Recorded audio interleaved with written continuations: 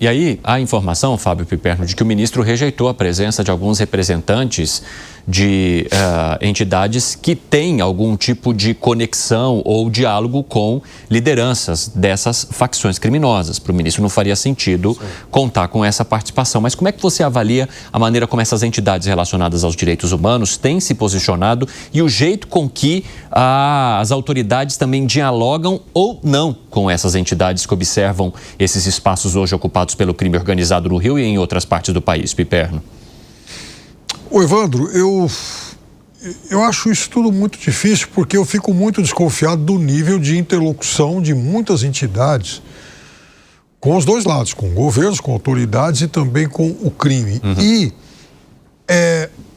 na verdade, como é que você vai saber as conexões do seu interlocutor? Por exemplo, no Rio de Janeiro, em setembro, foi preso um deputado estadual, o tal do TH Joias, do MDB. Ele era um suplente que assumiu a cadeira e tal. E aí houve uma operação para prender pessoas ligadas ao Comando Vermelho e ele foi preso também. Muito bem. Uma entidade, por mais idônea que ela possa ser, talvez ela não conheça as conexões de um político, de um líder político, como era o caso desse parlamentar. E ela vai dialogar com ele.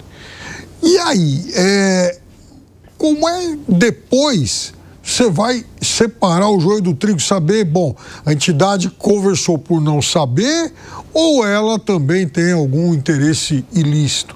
Porque no Rio de Janeiro, especialmente no Rio de Janeiro, mas isso vale para outras regiões do país, há uma interdependência muito grande entre vários atores.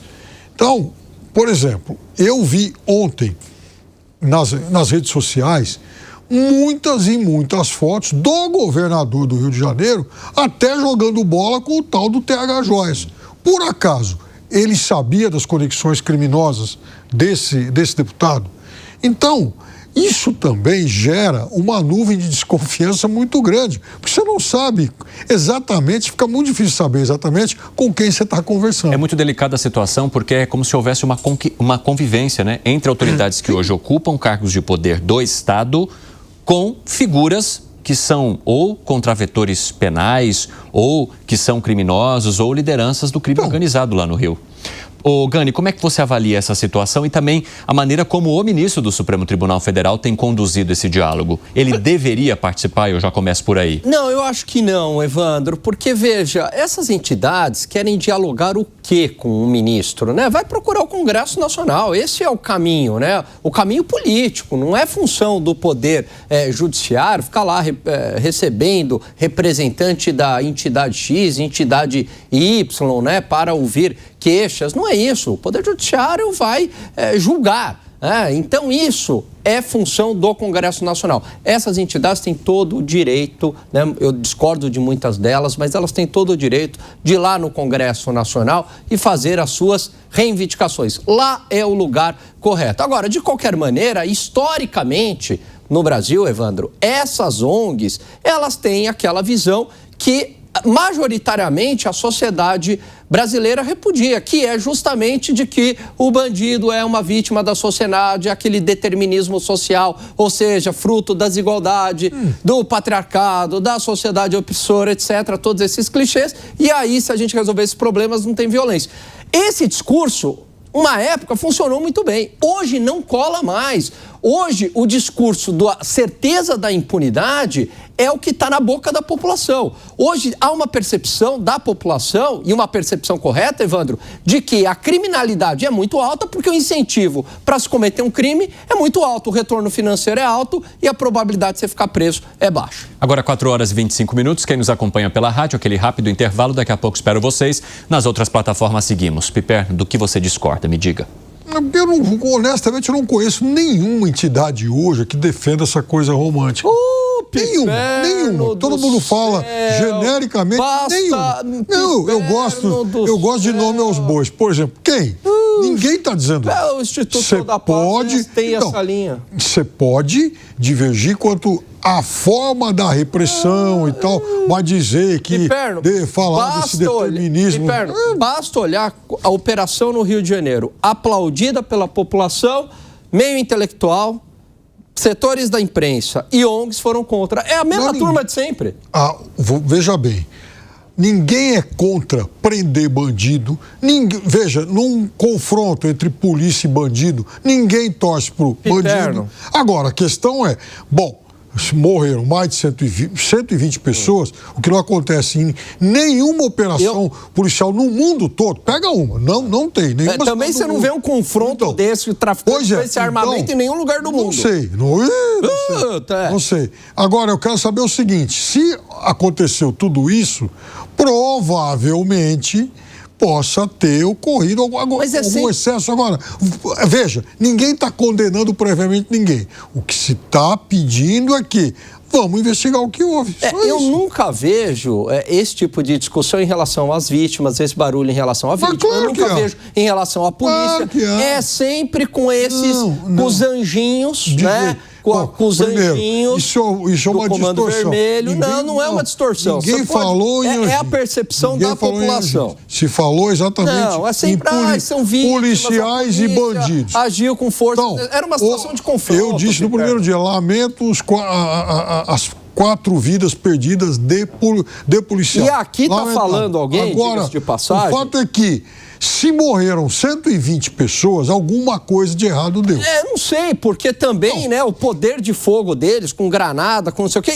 E aqui está falando alguém, eu não estou falando que tem que chegar atirando. O que eu reconheço é que era uma situação de confronto. Tanto que eu sou crítico em relação a chegar atirando lá nas embarcações. E vou falar uma coisa para você. Era uma situação de confronto. Só que situação de confronto morre gente, claro que morre. Aí que está o negócio. Você acha que tinha lá... É muito melhor que tenham morrido bandidos do que 120 policiais mortos.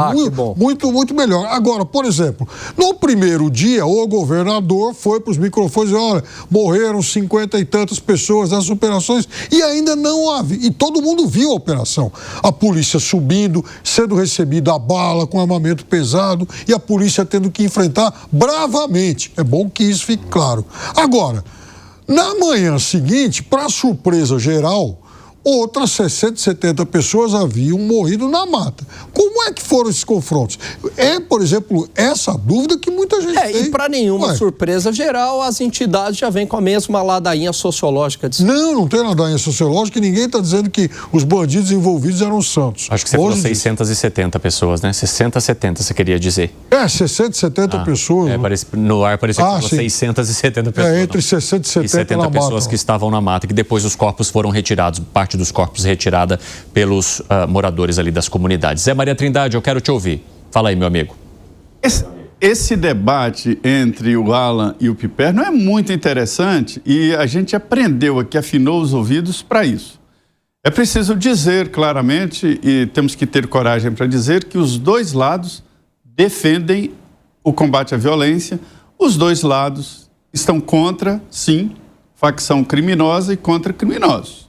Qual é a diferença? É que um lado acha que, através de ação social, através de ocupação do Estado, é possível evitar que alguns jovens entrem nas facções e aí vêm aqui psicólogos e dizem, olha, isso acontece aos 13, 14 anos, é quando esse pessoal é recrutado.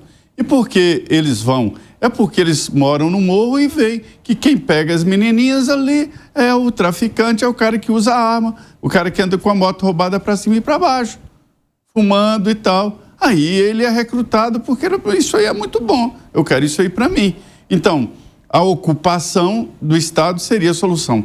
E o outro lado falou assim, nós temos que demonstrar o poder do Estado e entrar forte com esse pessoal, com armas, porque eles estão armados. Então, é aí que os dois pontos se dividem e os dois querem as mesmas coisas. Que existem algum desse lado e desse lado que tem ligação com o crime organizado? Sim, alguns têm. Quando vão fazer campanha, porque não pode fazer campanha política se não tiver autorização do morro. Essa é a realidade, esse é o debate. Isso é uma guerra. E como toda guerra, tem um lado. Eu sou do lado da polícia, eu defendo a polícia.